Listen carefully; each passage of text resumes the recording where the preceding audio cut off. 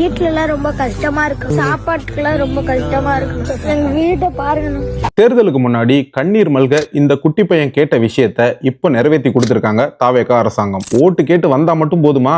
ஓட்டு போட்டு ஜெயிக்க வச்ச மக்களுக்கு திரும்ப செய்யறது தானே முறை. இதுல என்ன பிரமாதம் அப்படின்னு நீங்க நினைச்சீங்கன்னா அங்கதான் ஒரு ட்விஸ்ட். தஞ்சாவூர் மாவட்டம் பாபநாசம் தொகுதியைச் சேர்ந்த சாணக்கியன் அப்படிங்கிற இந்த குட்டி பையன் தங்களுக்கு சரியான ஒரு வீடு கூட இல்லைன்னு தங்களோட ஏழ்மை சூழ்நிலையை சொல்லி உதவி கேட்டு போட்ட வீடியோ சோசியல் மீடியால வைரல் ஆச்சு. இதை கேள்விப்பட்டு அந்நேரம் பிரச்சாரத்துல இருந்த பாபநாசம் தொகுதி தாவேகா வேட்பாளர் திரு அசாருதீன் அவர்கள் அந்த பையனையும் அவங்க குடும்பத்தையும் நேர்ல சந்திச்சு தேர்தலில் ஜெயிச்சதும் அவங்களுக்கு ஒரு புது வீடு கட்டி தர்றதா வாக்குறுதி கொடுத்துட்டு வந்தார். அந்த குட்டி பையனும் கண்கலங்க அப்படிதான் கேட்டிருந்தார், நீங்க ஆட்சிக்கு வந்ததும் ஒரு வீடு கட்டி கொடுங்கன்னு.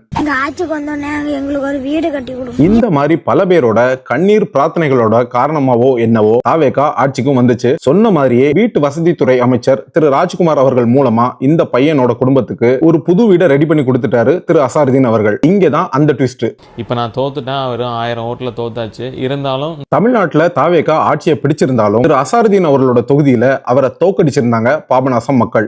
ஜெயிச்சாலும் சரி தோத்தாலும் சரி இந்த மக்கள் பணி எப்பயுமே என்னுடைய தொகுதியில பாபநாசத்துல இருந்துகிட்டே இருக்கும். கரண்ட் பிரச்சனை, தண்ணி பிரச்சனைன்னு உள்ளாட்சி அலுவலகங்களுக்கு புகார் கொடுக்க போற மக்கள் கிட்ட நீ எங்களுக்கா ஓட்டு போட்ட அனுபவி அப்படிங்கிறது, எவனுக்கு ஓட்டு போட்டு சிஎம் ஆக்குனீங்களோ அவனே போய் கேளு அப்படிங்கிறது, இந்த மாதிரி எல்லாம் பேசி மக்களை விரட்டி அடிக்கிற ஆட்கள் இருக்கிற இந்த சூழ்நிலையில தன்னை தோற்கடிச்சிருந்தாலும் தன்னோட பாபநாசம் தொகுதி மக்களுக்காக என் மக்கள் பணியை தொடர்ந்து செய்வேன்னு சொல்ற திரு அசாருதீன் அவர்களுக்கு ஒரு சல்யூட். இந்த குணத்துக்காக தான் முதல்வர் விஜய் உங்களை வேட்பாளராகவே சூஸ் பண்ணியிருப்பாரு. உங்கள் மக்கள் பணியை தொடர்ந்து செய்யுங்க, இதுக்கு மேல உங்களை யாராலையும் தோற்கடிக்க முடியாது.